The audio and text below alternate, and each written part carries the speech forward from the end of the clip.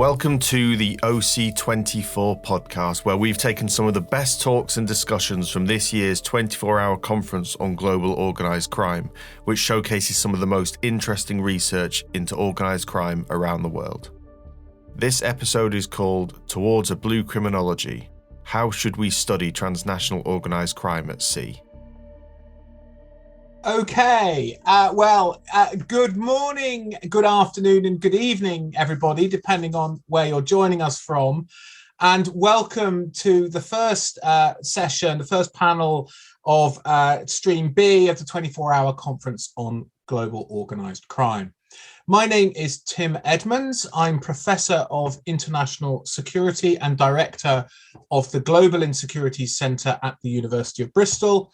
I'm also co-director of the Safe Seas Network on Maritime Security and principal investigator on an ESRC-funded research project on transnational organised crime at sea in the Indo-Pacific. Now, the title of today's panel is Towards a Blue Criminology: How Should We Study Transnational Organised Crime at Sea? And our thinking in putting the panel together was that transnational organised crime at sea, sometimes called blue crime, is a growing international concern. Crimes such as piracy, smuggling, illegal fishing, and so on pose a challenge for maritime law enforcement and increasingly demand new political attention.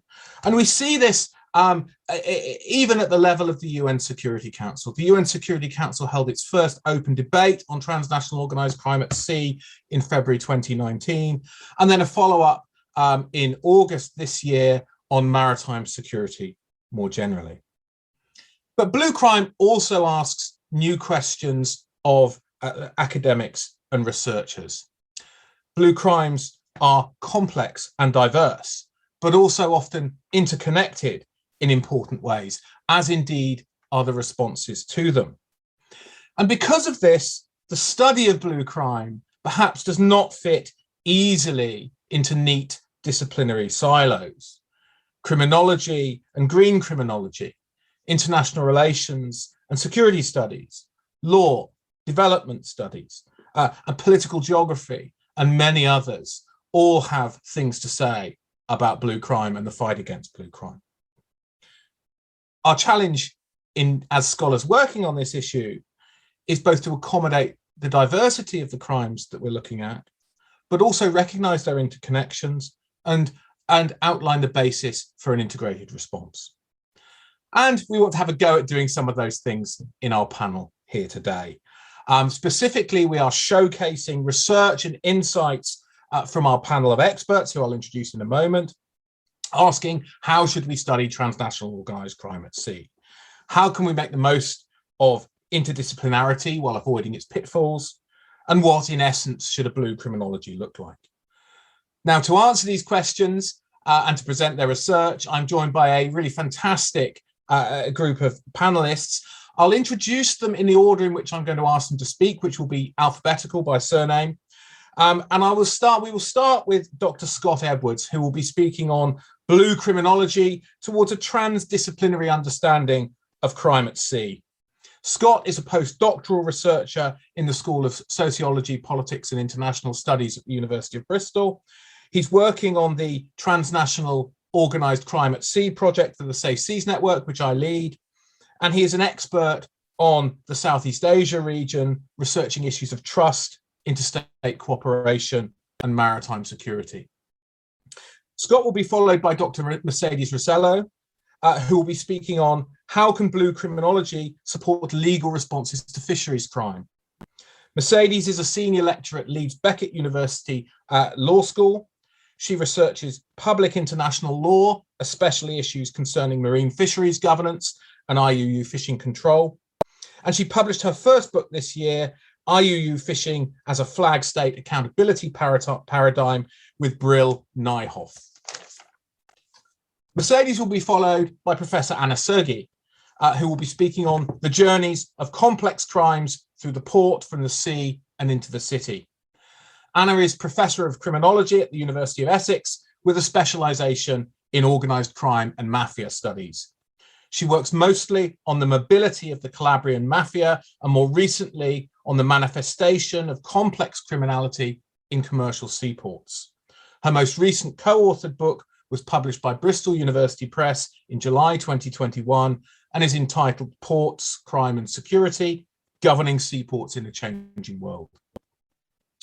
Finally, last but certainly not least, we're joined by Professor Nigel South, who will be speaking on oyster gatherers and cockle pickers, organised crime and the illegal harvesting of seafood. Nigel is Professor of Sociology at the University of Essex. He was an early contributor to the establishment of a green perspective within criminology, beginning with his seminal 1998 article, A Green Field for Criminology, a proposal for a perspective in the journal Theoretical Criminology. He's recently been working on ecocide at sea, on the implications of the convergence of COVID and climate change, and on the idea of health justice and the impacts of COVID on Indigenous people in Colombia. So that's our panel. Just before we start, I'd like to remind you that we have 75 minutes for this session, so we'll be finishing at 2:15. I would ask each panelist to speak for no more than 8 minutes, please, to be followed by questions and discussion from the audience. So if you have a question, could I please ask you to put that in the Q&A section? I will also be monitoring the chat box, but I'll mainly be keeping an eye on the Q&A session. And without any further ado, I'm going to hand over to our first panelist, who is Scott Edwards. Scott, over to you. Thank you very much for that, Tim. Yeah, hi everyone. Thank you for having me here. So I'm going to be talking around blue criminology and towards this transdisciplinary understanding of crime at sea today. And the thinking of this paper is, and the research that we're doing, is that essentially transnational organised crime at sea has risen to the top of the policy agenda now. But with the kind of discussion around blue crimes happening at the margins of some disciplines like international relations and criminology, and only being a major topic in some other disciplines such as law and political geography and things like that. So the kind of main thinking around this is that we need to work then towards a more integrated organisation of research with a stronger analysis of shared themes, and that we need to do this to understand the root causes, motivations, and practical responses of blue crimes, needing to integrate different disciplinary insights and consider more reflexively the peculiarity of blue crime in itself.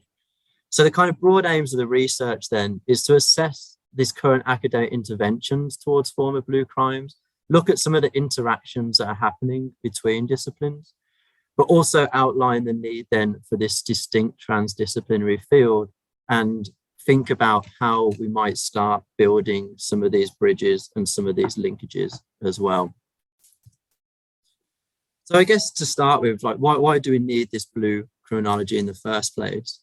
And I think we're looking at this from an angle where blue crime incorporates a mass diversity of activities. And Tim mentioned some of them there, like smuggling, like illegal fishing, piracy, and things like that.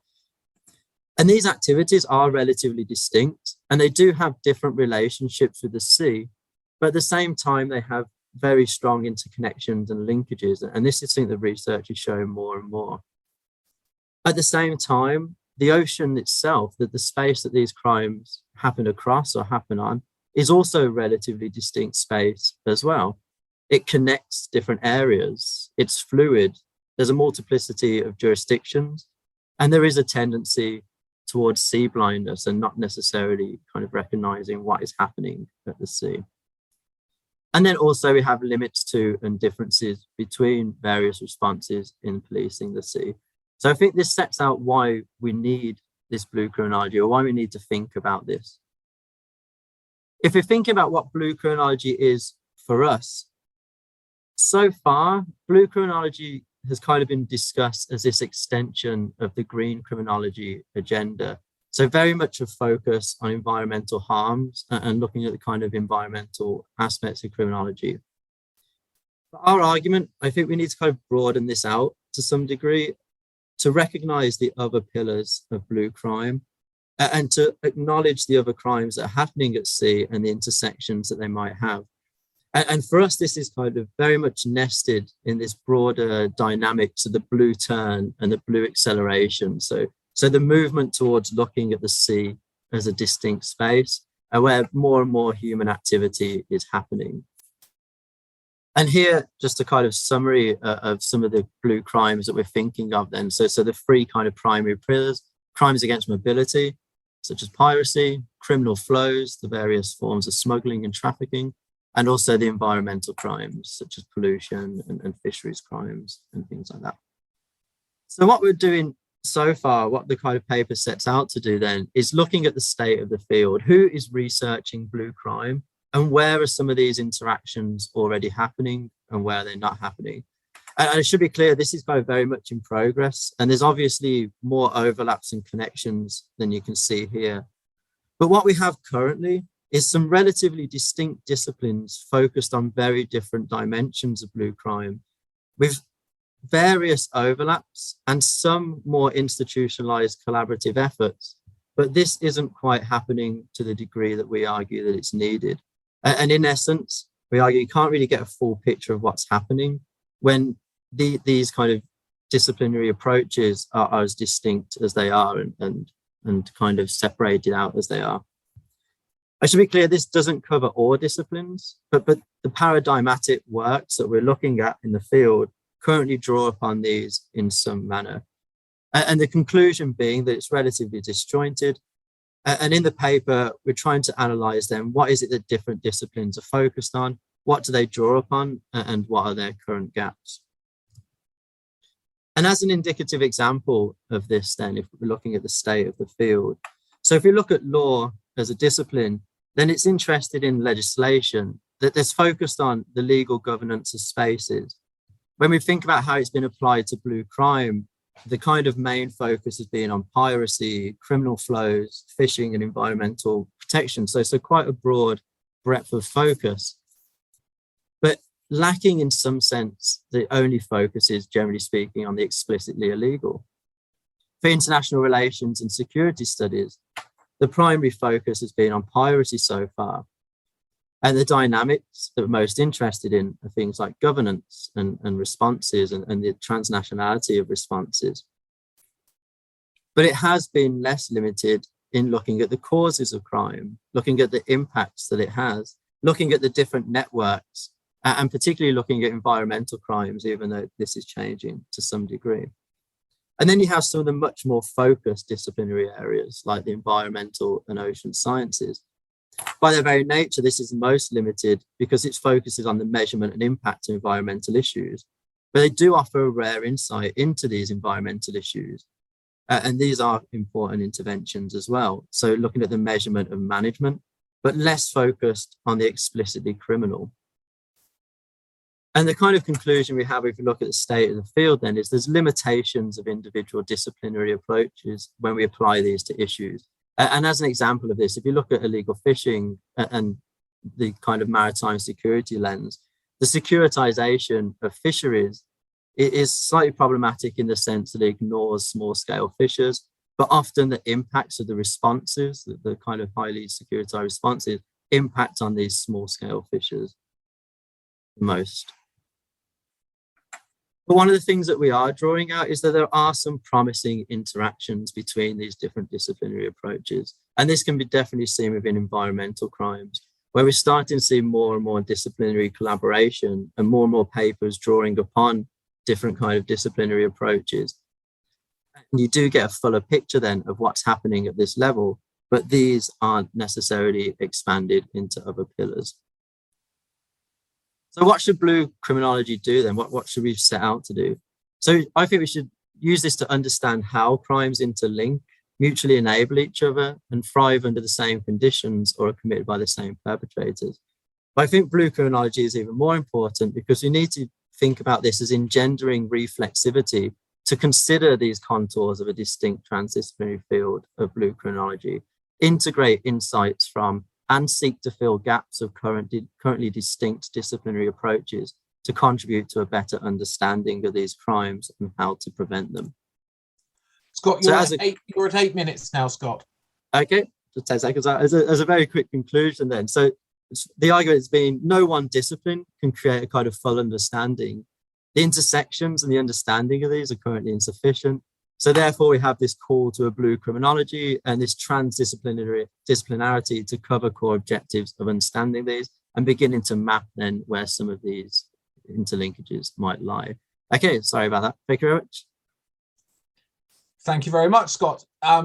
If you could stop sharing your screen, and I will now hand over to Mercedes. Thank you very much, Tim. Hello, everybody, wherever you are.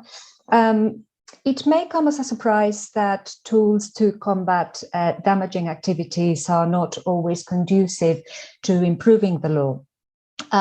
For example, the IUU phishing concept can have the effect of obscuring the detail of legal rights and obligations.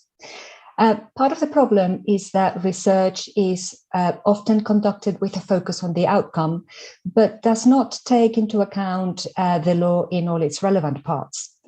There can be difficulties when outcomes cannot be achieved once they are immersed in the systemic complexities of the legal frameworks as they are in real life.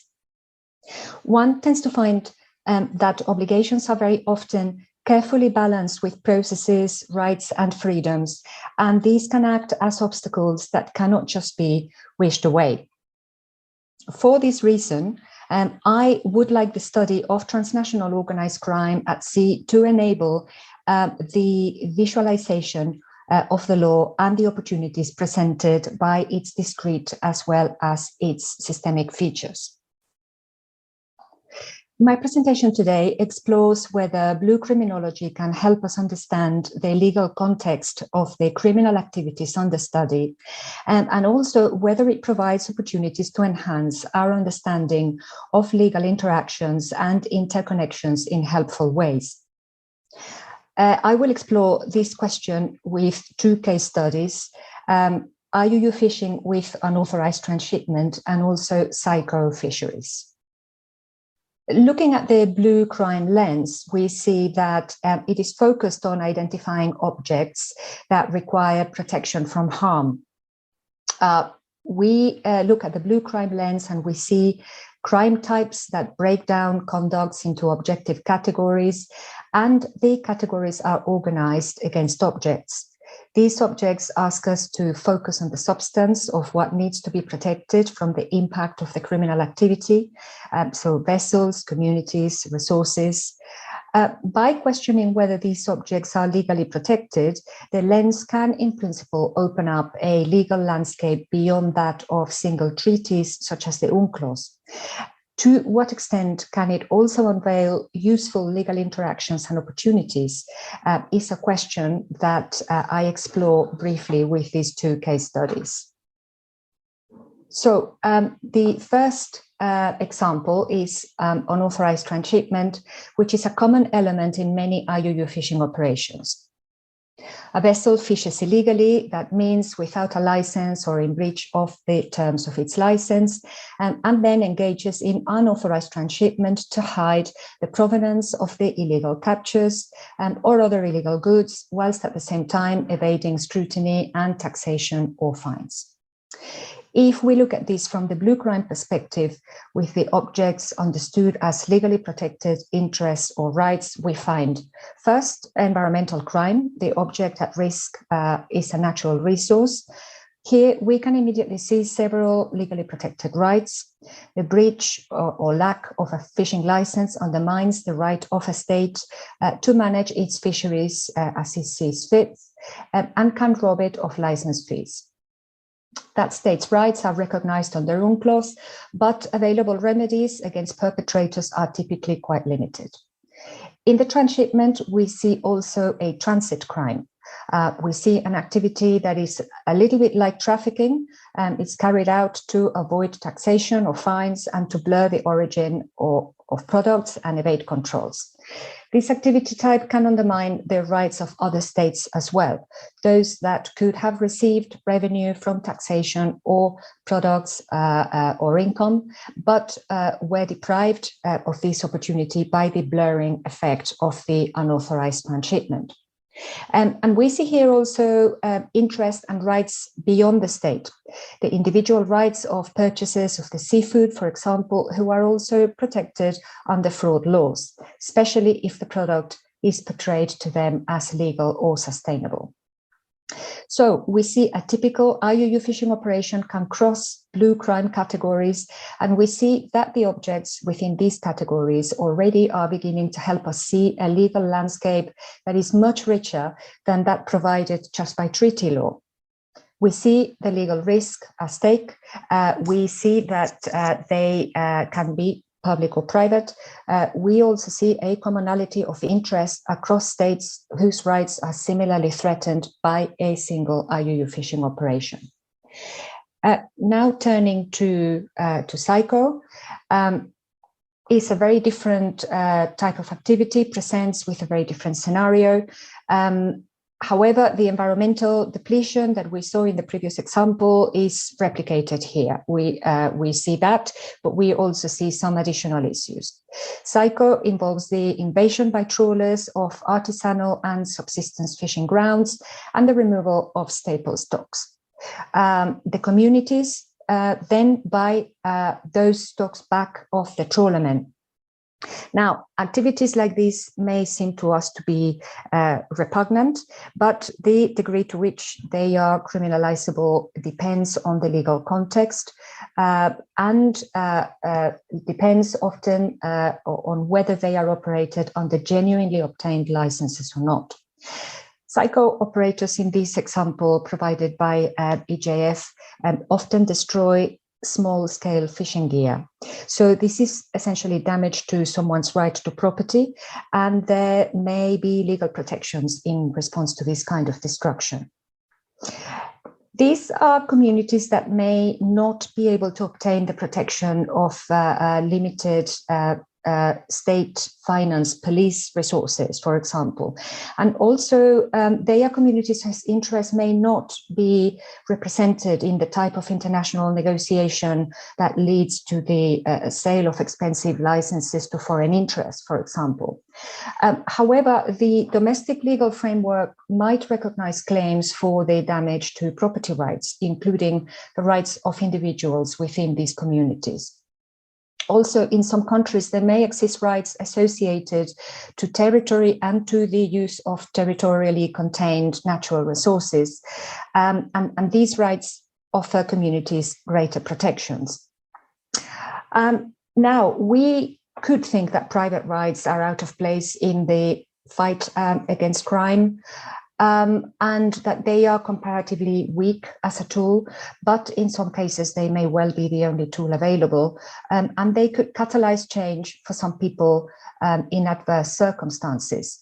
They also, if successful, can hurt in the very heart of every legal fisher's purpose, which is, of course, the profit. We do need innovative frameworks for analysis with the potential to help us understand what legal mechanisms are available, what forces can mobilize them, and to learn and compare what the legal practice of states is across regions so that we can learn from those who are doing it best. In this brief analysis, we have seen that, as well as highlighting intersections between criminal activity patterns, blue criminology also has the potential to highlight intersections between rights and interests, particularly in the transit crime in the first example. We see intersections between state interests. This realization is often the first step towards cooperative international action and therefore merits exploration. To conclude, I would say that blue criminology has, in my opinion, potential to help us explore and understand opportunities for legal learning, and I shall look forward to seeing the rewards in future research. Thank you very much. Thank you very much, Mercedes. We are now, and thank you very much for our speakers for more or less sticking to their 8 minutes. Could I please remind the audience that we do have a Q&A box, so if you have questions for the discussion session, we're likely to be able to have around 25 minutes for discussion. Please do ask questions of the panel if you have them. if you could, thank you, Mercedes. I will now hand over to Anna. Hello, everyone. So I'm going to share my screen as well, but I wanted to try and do it. Okay. Right. So it's more complicated than I thought at this stage. There we are. Okay. So I only have 8 minutes, so I have a choice to speak at the speed of light, which I'll try to do. So this is just as a snippet of my research in ports. I've looked at the complex criminality in ports for 2 years and a half now, and I've started with Genova and Gioia Tauro in Italy, then moved to Melbourne, Montreal, New York, New Jersey, Liverpool, and then in 2021 I added Felixstowe and last week Belfast, and I'm going to Piraeus in January with a project actually with Global Initiative Against the Transnational Organised Crime on the southeastern maritime routes of illicit trade in commercial seaports. I'm very much looking forward to Piraeus.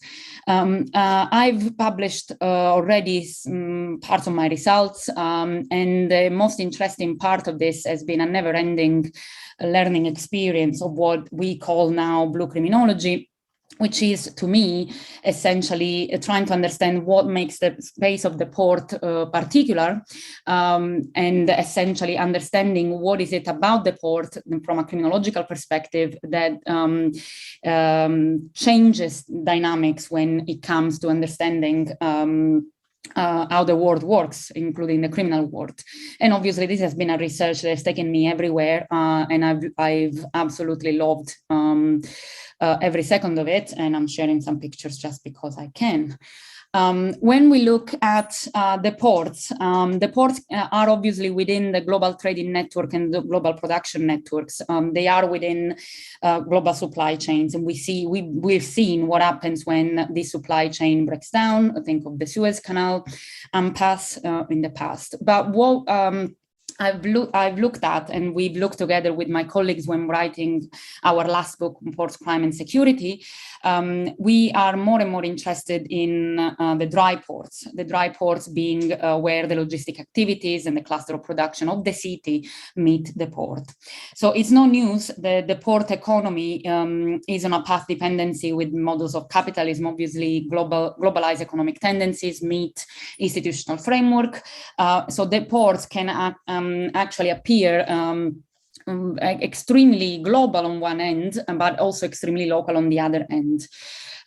When we look at the port in the middle between the sea and the city, what we see is that there are a number of considerations to make. On the port-city interface side, we do see how criminality is affected by what we consider shipping routes qualifiers, whether or not a journey of a ship, for example, is making different stops, the frequency of the ship and the route, different type of commerce and trade agreements at sea, different type of corruption level within the maritime economy companies, effectiveness of border control, and existing criminal network at sea.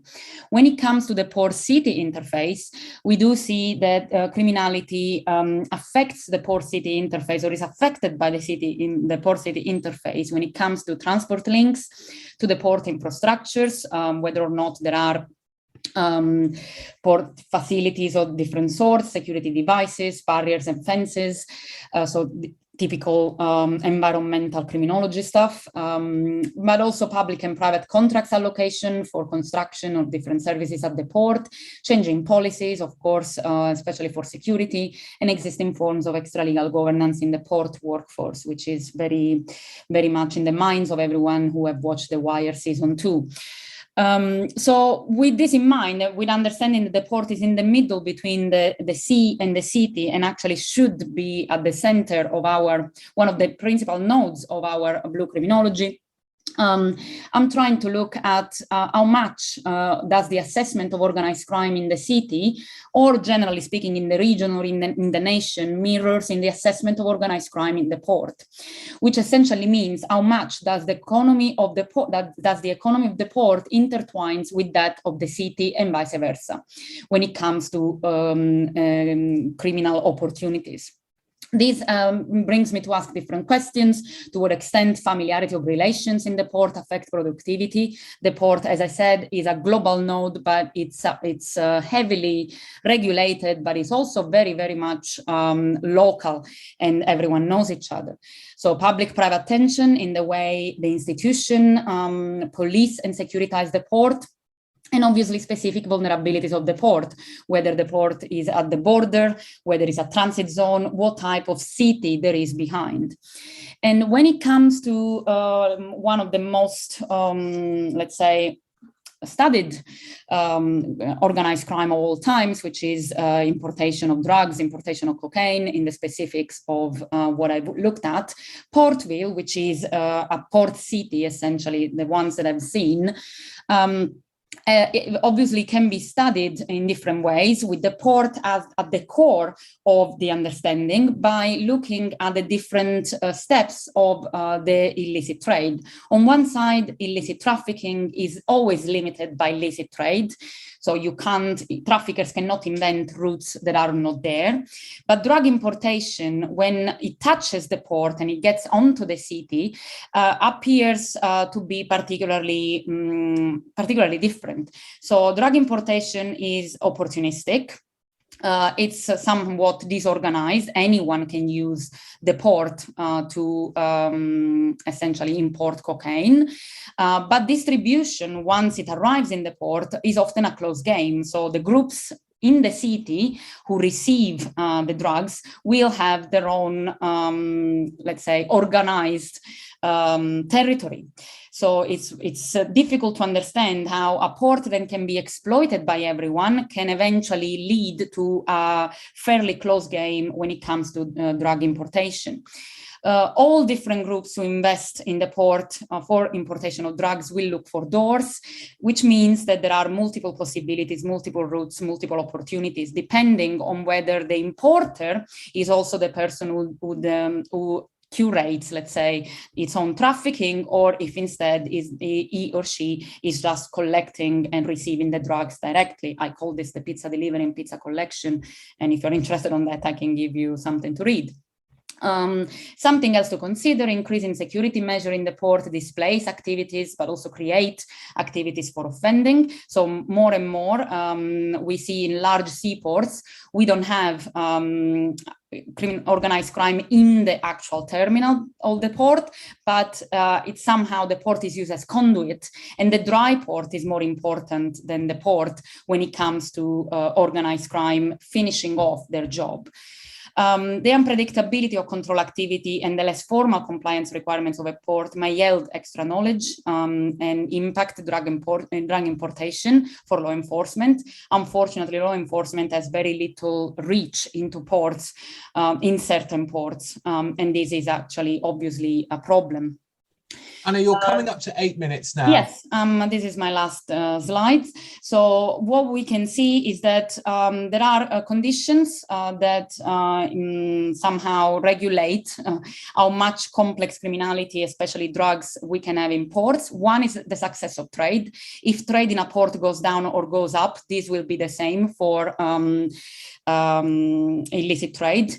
The capacity of criminal networks in the city will manifest also in the port in the terms of adaptation. So the organized crime groups behind the ports in the city will be able to adapt quicker to the changes that occur in the port and facilitate others in their own criminal business.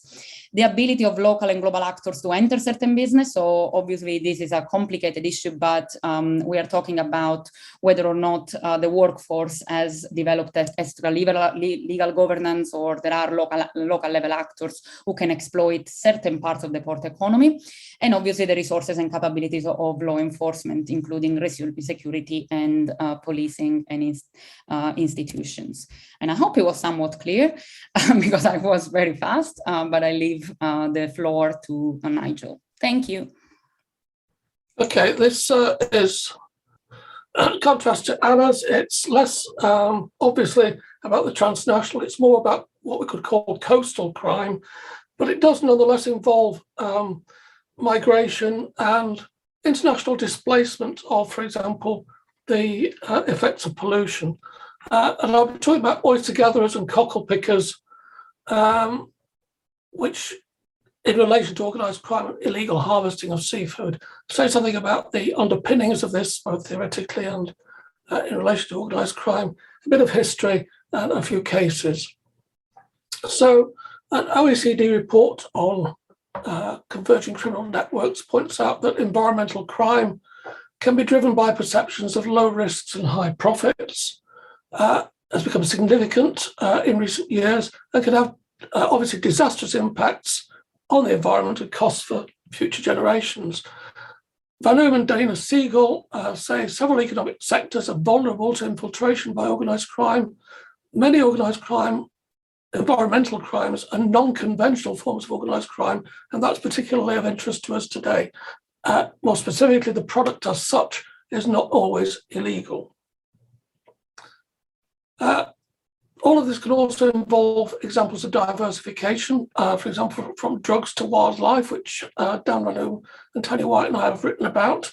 And that's just an example where a drug trafficking group is profiting from the sale, the illegal trafficking of Totoaba fish bladders on the black market in China. So it's a broad area that we could be looking at, and I'm being quite focused here. I'm looking at a formula that involves low risks and high profits. Low cost can be based on exploited cheap labour, and if you combine that with the factor of scarcity and luxury, you can get a high price for what you're selling, or you can combine that with a factor of easy harvesting of high volume, which produces a low price. And all of this meets substantial market demand to create this illegal market. And the examples I'm talking about are oysters and common cockles. It's sociologically or criminologically interesting here because status is partly based on scarcity, but it's also socially constructed. Foods that are symbols of wealthy lifestyles or the common culture of everyday life are worth thinking about as part of the blue criminology. Some writers have said luxury seafood includes species with a high price, excellent quality, enhances positive feelings, has symbolic social and individual values, and so on. And oysters fit that category. Whereas there's a social history of the place of cockles in the everyday working class trip to the seaside, still found up and down seaside towns in England in vinegar, white pepper. You stick them in a tub and you eat them with a fork and so on. Two contrasting forms of seafood. And Van Oom and Siegel's analysis of the trade in black caviar illustrates some of these points very nicely, using George Zimmel's theoretical work about the value of an object not being inherent. It's about the valuation of the object, which increases as the meaning of the object in a certain social context increases. Luxury goods have certain symbols attached to them. For example, caviar equals Russia in the way we think about it as a luxury good. But we should remember that caviar was at one time in Russia a food of the peasants. Fashion and fishing patterns have affected availability and perception. And in 1920s and 30s UK seaside towns, the working class ate oysters in large quantities while on holiday. They were not seen as a luxury good, they were plentiful. So oysters have this interesting history, once available to all the rich as well as the poor, a fast food for the rich and the poor. So we also need a kind of historical dimension to a blue criminology. And if you just Google oysters today, you see them very much presented as a luxury item. We now have around the British coast Pacific oysters, very plentiful. They're an invasive, non-native imported variety originally from Japan. And the rapid growth of this species has meant they're easily found in large quantities. In 2020, organised crime groups were found sending gatherers or pickers from London to the South Essex coast, Southend, Canby, and up into Suffolk. And police arrested illegal pickers with 300 kilograms of oysters worth around £4,000. This is not a huge amount, but most activity is undetected and labour costs are very low. Police and local authorities identify this as a gangmaster type organised crime operation, very often involving double exploitation, very low pay, but also reported to be mainly Asian women or other migrant workers doing the work. It's obviously been happening for years. We need more evidence to actually track a timeline. There are problems here, fear of dangers to the legal trade, and a severe public health risk. Oysters that are legally caught are processed to purify and check for diseases, for example, norovirus, so illegal supply can pass diseases to humans. Turning to the common cockles, historically they're cheap, they're abundant, but farming them is precarious. Typically they have to be picked, de-shelled, and there's also a large demand because they're used as bait for larger fish. So they're common but in demand, and organised crime avoid regulations and pay costs to supply them. As I say, typically this is a gangmaster operation exploiting illegal migrant labour, and this was famously exposed in the case of the Morecambe Bay cockle picking tragedy in 2004. After that, a gangmaster and others were jailed for manslaughter after a tragedy involving the deaths of 23 exploited Chinese workers in 2004. Many people will remember the case. What might be less obvious is how this illustrates an interconnectedness of environmental harms and illegal trades. Because in 2002, the Prestige oil tanker spilled oil off the coast of Spain, affecting the entire Galician coast, closing it for fishing and shellfish extraction, an impact that lasted several months and with longer lasting impacts for some time longer. And this increased demand and reduced supply elsewhere, which stimulated illegal harvesting in places like Morecambe. The Gangmasters and Labour Abuse Authority was set up in response to the Morecambe Bay tragedy, and police now also use patrols and drones in anti-organised crime operations. Again, in 1 week in 2020, there was a seizure of 810 kilograms of shellfish mixed. This was estimated retail value of £11,000, cockles, oysters, other shellfish. Again, not a huge amount, but very low costs. And as with drug seizures, it's very hard to determine the multiplier that could be applied regarding undetected activities. So we can perhaps learn something from looking at other illegal markets to understand the limitations of what we know and what we can try and better understand. Recently, GLA has increased in court enforcement efforts due to increased reports about unsafe working conditions and labour exploitation in shellfish gathering. There's certainly a possibility that illegal shellfish harvesting has been filling a gap in the market caused by COVID-19 lockdown impacts. And shellfish reports now account for almost a quarter of total referrals to the authority, which is one indicator of an increase in this kind of illegal activity. So in conclusion, these are obviously not new forms of organised crime, but seem to be increasing. Overharvesting in protected areas disturbs local coastal ecologies and deprives seabirds, such as oyster catchers and crabs and others, of food. Without abiding by food safety regulations and proper preparation processes, the activity, the market, runs the risk of affecting consumers with diseases. And finally, this is an example of how studies of organised crime, food crime and green crime overlap and need more attention. And the work of Alice Rizzuti on organised food crime is a good kind of pathway towards bringing some of this together. Thank you very much, Nigel. Okay, so we now have 25 minutes for our Q&A with questions from the audience. We have a number of questions that have come in using the Q&A function.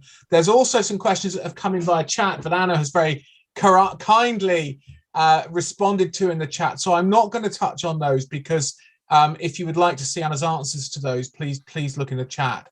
I'm going to collect some questions together and then put them to the panel and ask them to respond. Then hopefully we will have time for a second round and maybe even a third round of questions. So do please keep adding questions to the Q&A if you have them. So looking at the Q&A, I think there are broadly three categories of questions that we have here. One, the first is a series of questions around ports some of which are directed specifically towards Anna, and I think probably Anna is best placed to answer.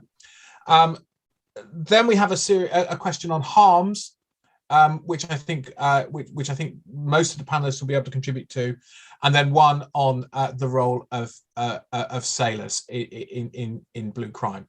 So on ports, I'm going to collect a few of the ports questions from here. The first one, the USA owns the rights to the world GPS system, but this is changing due to quantum. China is expected to take this over. Can the rest of the world keep up? And then our second ports question is, Anna, what would be examples of extra legal governance that you could observe? So if you could keep those at the back of your mind, I'll come back to you and let you answer in a minute. The second question around harms, I think it will be of interest to a number of our panelists. As green criminology has started to consider the intersection between rights and interests on the part of non-human animals as victims, please could you speak about the potential for blue criminology to consider this intersection debate in relation to aquatic animals too? Now, obviously, this speaks to Nigel's presentation. It speaks to some of Scott's points around environmental crimes, and it speaks to Mercedes' comments on criminalization and the role of law. So there's that one.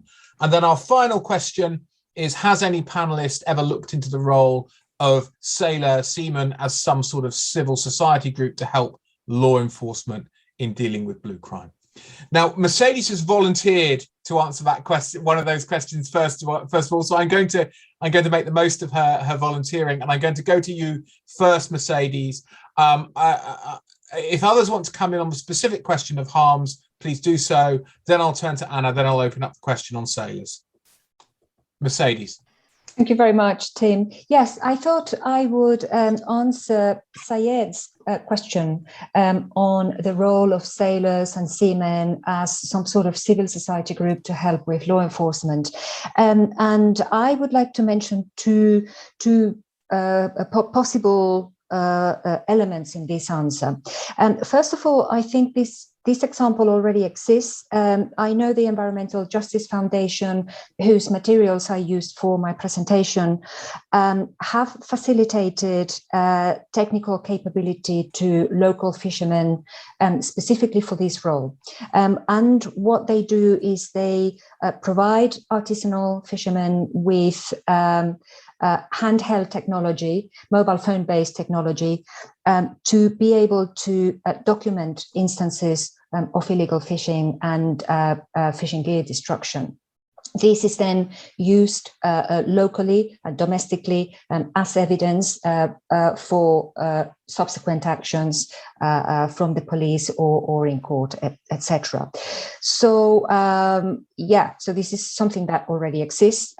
However, I think the most problematic part of this is not the collection of evidence, as in this example, but is the engagement of groups in traditional law enforcement activities for which we normally have the police or the army. The reason why this is legally problematic is because you could find yourself in a situation where these groups transition into vigilantism and start carrying out activities and operations for which they don't have legal competence. There is also the other side of the coin, the people who are operating in the marine environment as legal businesses, so that, the legal fishermen, they can encounter these groups and they need to have legal security regarding their activities and what they can and cannot do.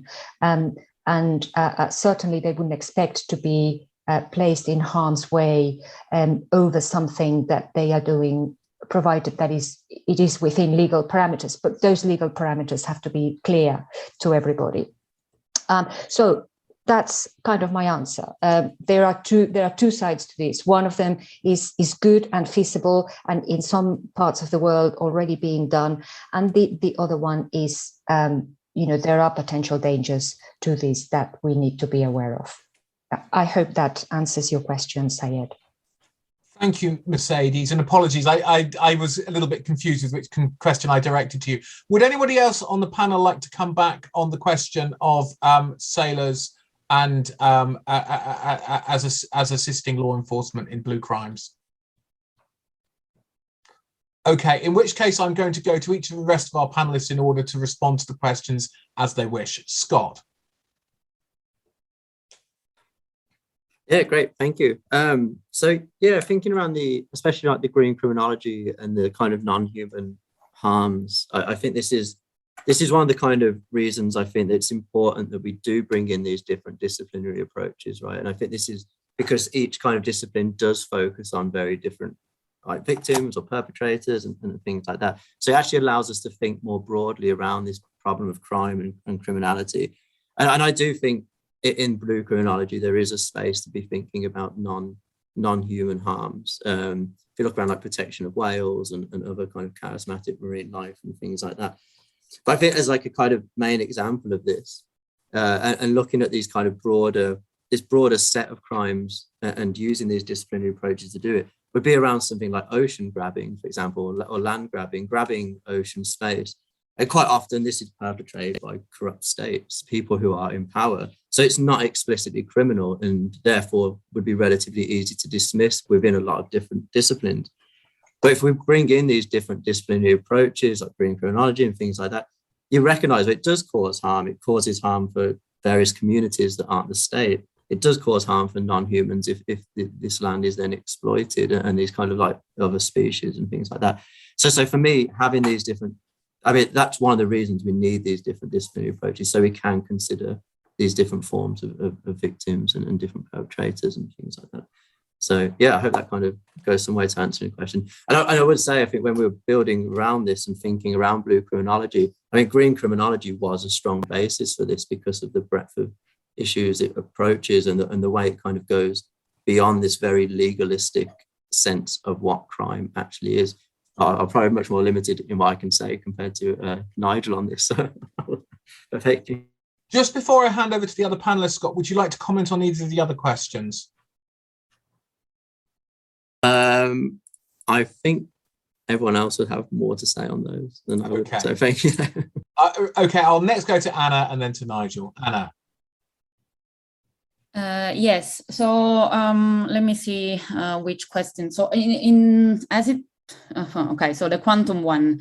So the world GPS system that is changing to quantum. Well, it depends. I mean, it depends on which area of the world. I think that different seas and different ports will react differently. So a lot of the activity that I've looked at deals with the transportation of different illicit commodities in the north.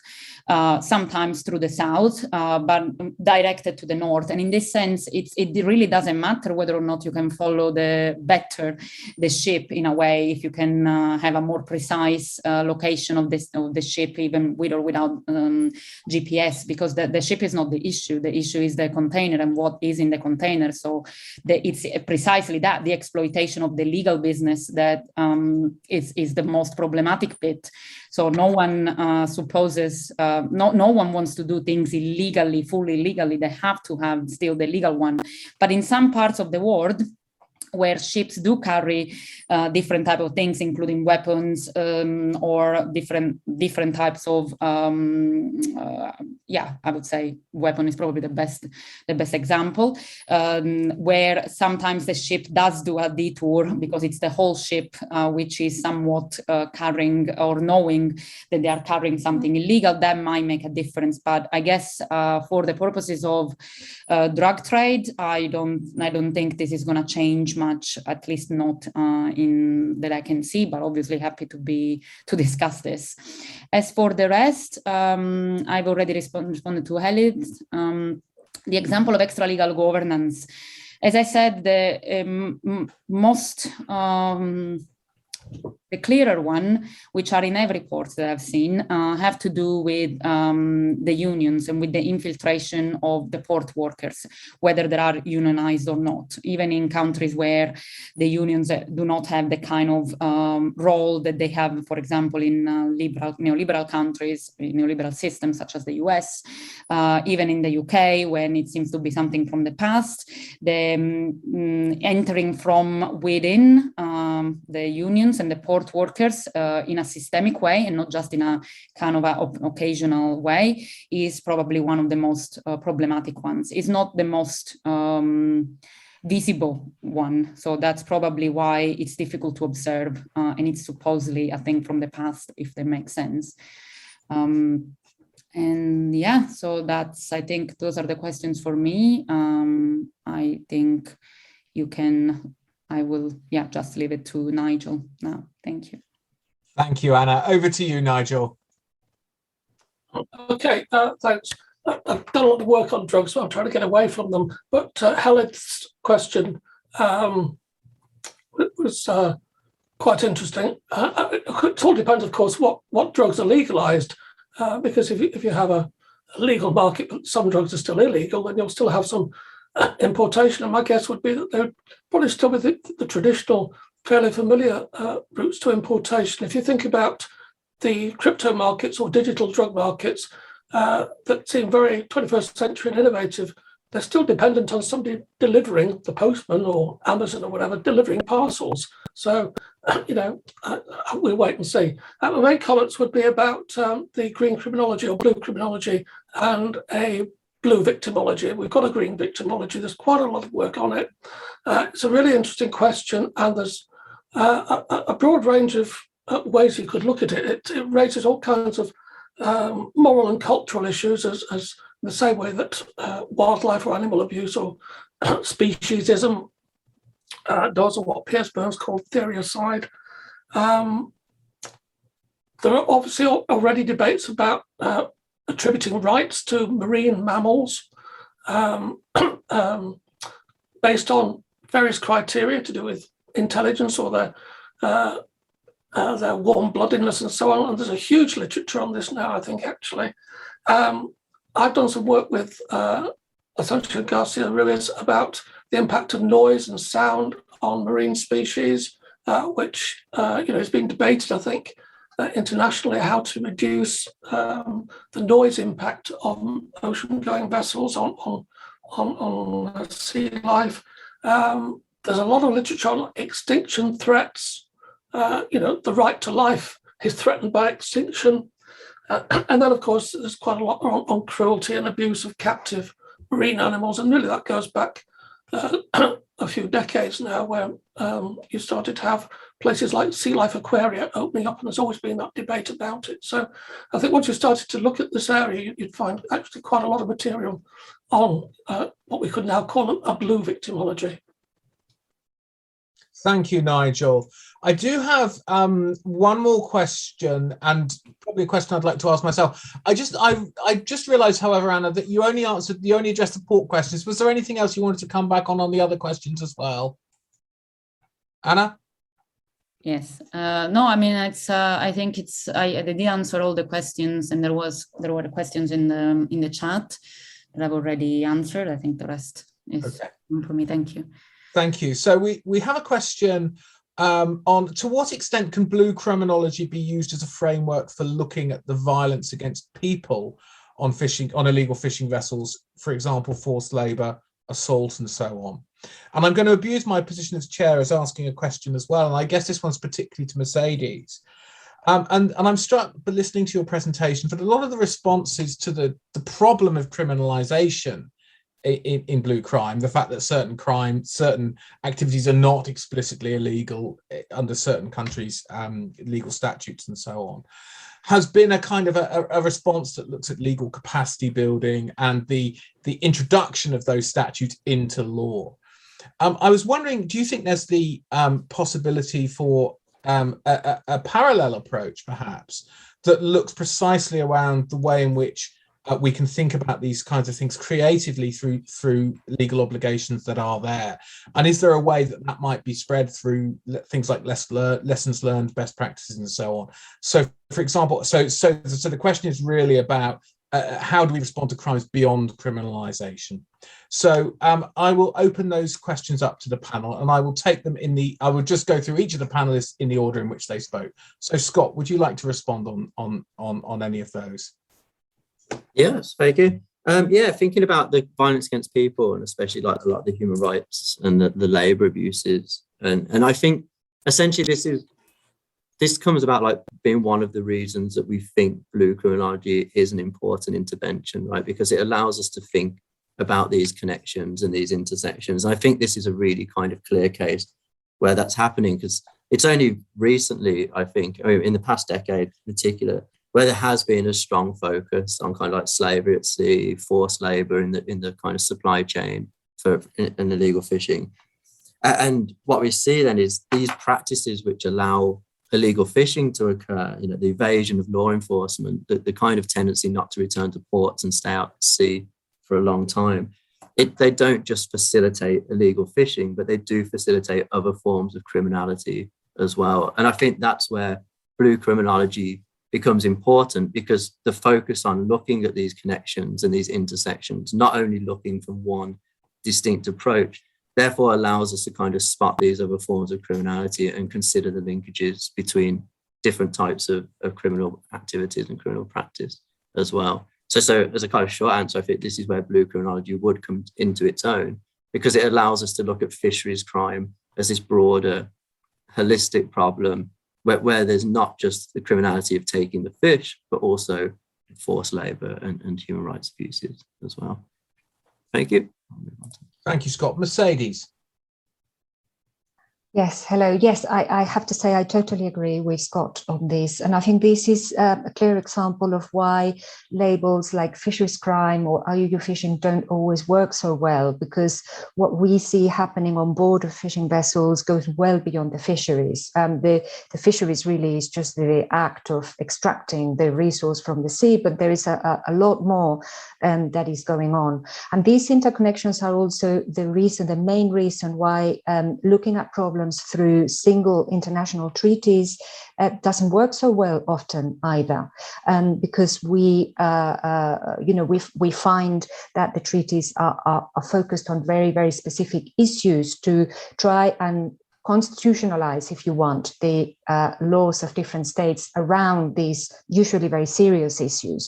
But then you find ramifications of the criminal activity that escape the boundaries of the treaties. So, you know, this issue of the forced labor, slavery on board of fishing vessels, and even murder in the high seas, and so on, this is a clear example of this. We already have laws against murder and for the protection of human rights, and yet we see this happening in situations where the law doesn't work so well.